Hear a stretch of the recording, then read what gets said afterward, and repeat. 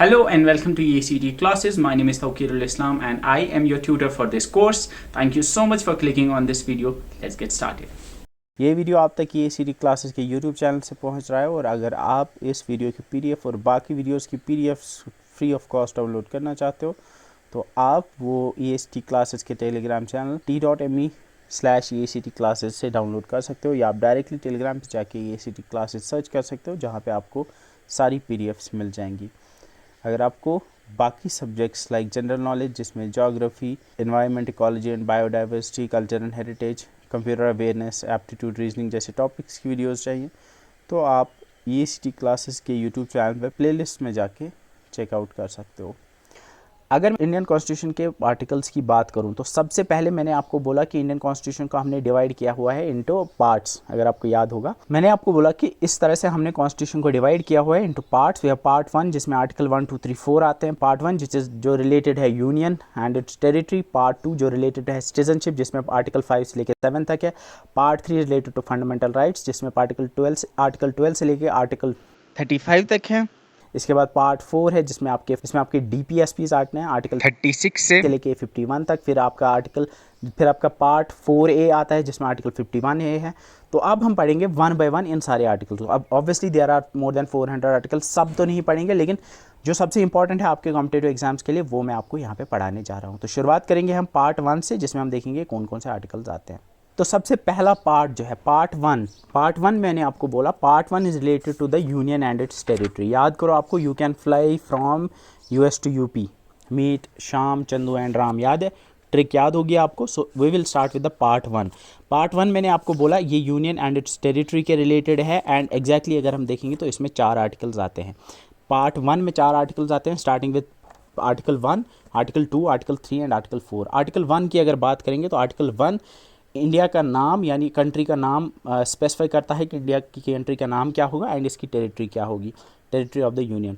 तो आर्टिकल 1 में एग्जैक्टली लिखा हुआ है कि आर्टिकल 1 में लिखा हुआ है India that is Bharat shell be a union of states. India that is Bharat shell be a union of states. तो इसमें लिखा है इंडिया दैट इज भारत यानी name of the country India भी है और भारत भी है, जिस पे अभी रिसेंटली जो है भारत एंड इंडिया इस पर बहुत कंट्रोवर्सी हुई थी एंड बहुत सारे डिबेट्स भी हुए थे इसके ऊपर। तो कॉन्स्टिट्यूशन में लिखा हुआ है कि जो कंट्री है इंडिया की इसका नाम इंडिया भी है और जिसका मतलब भारत भी होता है। तो India and Bharat both names have been specified in the constitution of India. Shall be a union of states, ये एक यूनियन ऑफ स्टेट्स होगा, ये आपको याद रखना है, ये एक यूनियन होगा ना कि एक फेडरेशन होगी। फेडरेशन डिफरेंट होता है, जो मैंने आपको समझाया फेडरेशन डिफरेंट होता है। फेडरेशन के अंदर स्टेट्स जो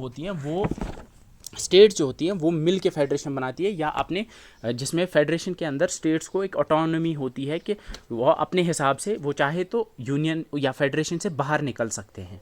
लेकिन यहाँ पे स्टेट्स में वो पावर नहीं है कि वो बाहर निकल सकते हैं, ठीक है। जो स्टेट्स हैं वो नहीं निकल सकती बाहर, they can not get out of this. तो हम कह सकते हैं जो फर्स्ट आर्टिकल है वो स्पेसिफाई करता है name of the country and type of polity. Type of polity मतलब ये किस तरह की कंट्री होगी, ठीक है। ये क्या स्टेट, जो हमने बोला कि ये एक यूनियन ऑफ स्टेट्स होगी ना कि, तो नाम मैंने बोला नाम इसका इंडिया दैट इज़ भारत है and secondly the country of India has been described as the union.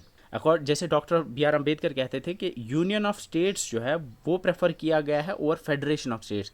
India को एक यूनियन ऑफ स्टेट्स बनाया गया है ड्यू टू 2 रीजन्स। इंडिया को एक यूनियन ऑफ स्टेट्स बनाया गया है ना कि एक federation of states due to 2 reasons. One कि Indian federation is not a result of agreement among the states, जैसे अमेरिकन फेडरेशन है वैसे नहीं है। मतलब कि यहाँ की जो स्टेट्स है they have no right to cede from the federation, यानी वो इस फेडरेशन से अलग नहीं हो सकते जैसे US में है, ठीक है। अगर ज़्यादा नहीं आया समझ, बस इतना याद रखो, article 1 gives the name of the name and territory of the union, ठीक है, और name and type of the polity. Article 2 is the admission and establishment of new state. Article 3 is the formation of new states and alteration of areas, boundaries and the name of existing states. And Article 4 says that laws made under Article 2 and 3 to provide for the amendment of the first and the fourth schedules and supplemental incidental consequential matters। अब इसका क्या मतलब है, पहले आप समझो article 1 आपने समझा कि it's the name and the territory of union of India. Article 2 में लिखा है admission and establishment of a new state, यानी आर्टिकल 2 जो है वो पार्लियामेंट को पावर देती है to admit into the union of India new states, यानी अगर न्यू स्टेट इंक्लूड करनी होगी इंडिया के अंदर या न्यू स्टेट बनानी होगी इंडिया के अंदर, ये पावर पार्लियामेंट के पास है, ये आर्टिकल 2 बताता है। ठीक है, सो आर्टिकल 2 जो है वो पार्लियामेंट को ये पावर देता है कि वो नई स्टेट बना सकता है या फिर वो नई स्टेट को एडमिट कर सकता है, यानी इंक्लूड कर सकता है। आर्टिकल 3 जो है, article 3 is related to the formation of new states and alteration of areas, यानी आर्टिकल 3 बताता है कि पार्लियामेंट को पावर है कि वो नई स्टेट बना सकते हैं, वो किसी स्टेट से काट के नई स्टेट बना सकते हैं या दो स्टेट्स को मिला के नई स्टेट बना सकते हैं, वो इंक्रीज़ कर सकते हैं एरिया किसी स्टेट का, वो डिमिनिश यानी कम कर सकते हैं किसी स्टेट का एरिया, वो ऑल्टर कर सकते हैं बाउंड्रीज किसी स्टेट की। पार्लियामेंट इसके अलावा ऑल्टर कर सकते हैं नेम ऑफ एनी स्टेट। तो ये 5 चीज़ें हैं।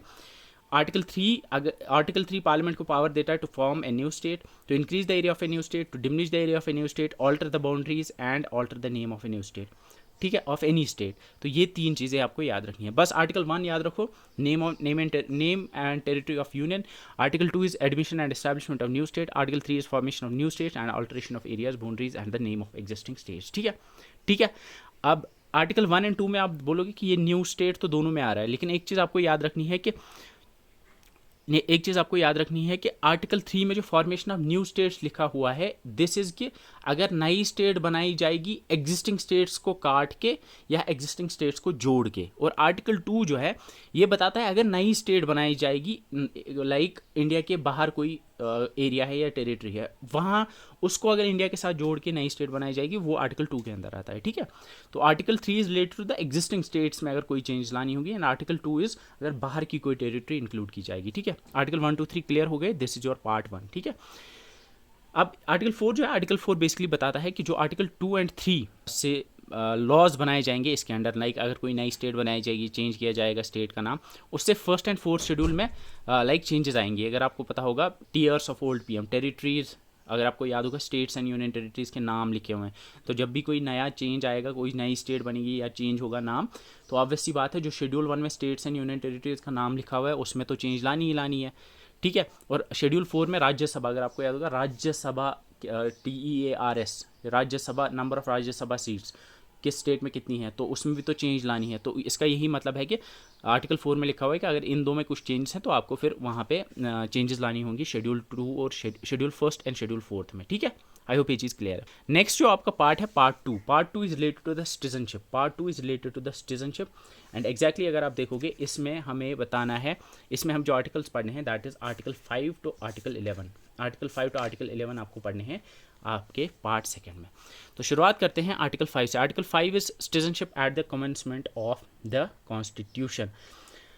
इसका मतलब है कि आर्टिकल 5 के अंदर लिखा हुआ है कि जिस टाइम पे कॉन्स्टिट्यूशन लागू होता है, एनफोर्स होता है, उस टाइम पे कौन सिटीज़न होगा इंडिया का, कौन सिटीज़न बनेगा इंडिया का, वो आपका आर्टिकल 5 बताता है। एंड एग्जैक्टली अगर आप देखोगे आर्टिकल 5 क्या कहता है, आर्टिकल 5 कहता है कि उसमें मल्टीपल प्रोविजंस हैं, लाइक उसमें बताया गया है कि कौन कौन इंडिया का सिटीज़न बना है। अब ऑब्वियसली उसमें कुछ लोग थे पाकिस्तान से आए थे, कुछ लोग पाकिस्तान गए थे, तो देयर वेर मल्टीपल थिंग्स जिनका उनको ध्यान रखना था। तो आर्टिकल 5 के में लिखा हुआ है कि कोई भी पर्सन जो who had his domicile in India and also fulfilled any of the 3 conditions, यानी जो इंडिया का डोमिसाइल था, यहाँ का रहने वाला था, एंड 3 में से अगर कोई भी कंडीशन फुलफिल करता था, like if he was born in India, like अगर कोई बॉर्न इंडिया में पैदा हुआ था, और if either of his parents were born in India, यानी दोनों में से एक पेरेंट उसका इंडिया में पैदा हुआ था, और if he has been ordinarily resident in India for 5 years immediately before the commencement of constitution, यानी कॉन्स्टिट्यूशन से 5 साल पहले अगर वो रहा है इंडिया के अंदर, वो यहाँ का सिटीज़न बनता है। यानी आर्टिकल 5 हमें बताता है कि कोई भी शख्स जो इंडिया के अंदर पैदा हुआ है, या कोई भी शख्स जिसके दोनों में से एक पेरेंट इंडिया में पैदा हुआ है, या कोई भी शख्स जो ऑर्डिनरी रेसिडेंट या टेम्परेरी यहाँ पे 5 साल के लिए रहा है कॉन्स्टिट्यूशन के कमेंसमेंट, यानी 26 जनवरी 1950 से पहले अगर 5 साल वो यहाँ रहा है तो उसको इंडिया का सिटीज़न माना जाएगा। ठीक है, ये आपका आर्टिकल 5 है। तो article 5 is citizenship at the commencement of constitution. तो कॉन्स्टिट्यूशन के कमेंसमेंट पे कौन इंडिया का सिटीजन होगा ये यहाँ पे लिखा हुआ है। ठीक है, उसके बाद आर्टिकल 6 जो है, article 6 gives rights to citizenship to certain persons who have migrated to India from Pakistan. यानी पाकिस्तान से जो माइग्रेट करके आए थे उनको सिटीजनशिप राइट देता है आर्टिकल 6। एंड आर्टिकल 6 एग्जैक्टली बोलता है कि a person who has migrated to India from Pakistan became an Indian citizen if he or either of his parents or any of his grandparents was born in undivided India।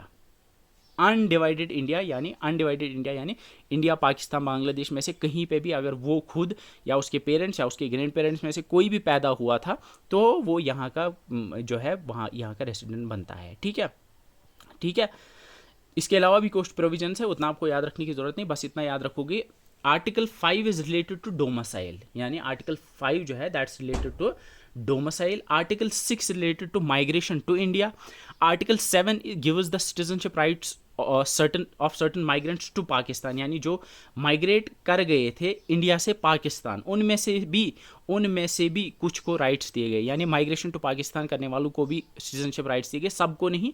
इसमें लिखा हुआ था कि who had migrated to Pakistan from India after 1 March 1947 but later return to India.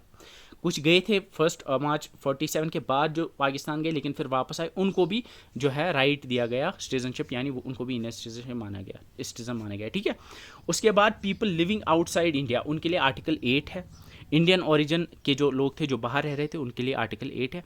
And article 9 is related to the voluntary acquiring citizenship of a foreign state. वो फिर यहाँ के citizen नहीं रहेंगे, यानी अगर कोई बाहर की सिटीजनशिप लेता है किसी और कंट्री की, उसकी सिटीजनशिप इंडियन सिटीजनशिप खत्म हो जाती है, ये आपका आर्टिकल 9 बताता है। एंड आर्टिकल 10 जो है ये बताता है, and article 10 is continuance of rights of citizenship. ये बताता है कि every person who is a citizen of India shall continue to be a citizenship India subject to the provisions of any law made by the parliament. यानी अगर कोई Indian citizen है वो continue करेगा, वो he will remain the citizen of India unless कि किसी parliament के लॉ की वजह से उसकी सिटीजनशिप खत्म हो जाती है। एंड इसके बाद आर्टिकल 11 बताता है कि parliament will regulate the right to citizenship by law, यानी जस्ट टू सिटीजन कौन होगा कौन नहीं होगा ये हक है पार्लियामेंट के पास डिसाइड करने का। ओवर द ईयर्स वो डिसाइड कर सकते हैं कि कौन इंडिया का सिटीजन होगा कौन नहीं होगा। और जो आपने अभी CAA एंड NRC को जो आप देखते हो ना, कॉन्स्टिट्यूशन अमेंडमेंट बिल जो आप देखते हो, सिटीजनशिप अमेंडमेंट बिल, वो यही है कि कॉन्स्टिट्यूशन के पास पावर है कि वो सिटीजनशिप के रूल्स चेंज कर सकता है ओवर द ईयर्स। ठीक है, ये आपका आर्टिकल 11 है। तो इसमें जो इंपॉर्टेंट हमने देखा, citizenship at the commencement of constitution is article 5। Article 6 is citizenship of persons who had migrated to India from Pakistan. Article 7 is certain migrants जो पाकिस्तान माइग्रेट कर गए थे फिर वापस आ गए थे। आर्टिकल 8 इज इंडियन ओरिजिन के जो बाहर रह रहे हैं वहाँ की सिटीजनशिप नहीं ली है तो उनके पास भी सिटीजनशिप राइट्स हैं। आर्टिकल 9 इज अगर कोई बाहर की सिटीजनशिप लेता है तो उसकी इंडियन सिटीजनशिप खत्म हो जाती है, ये आर्टिकल 9 बताता है।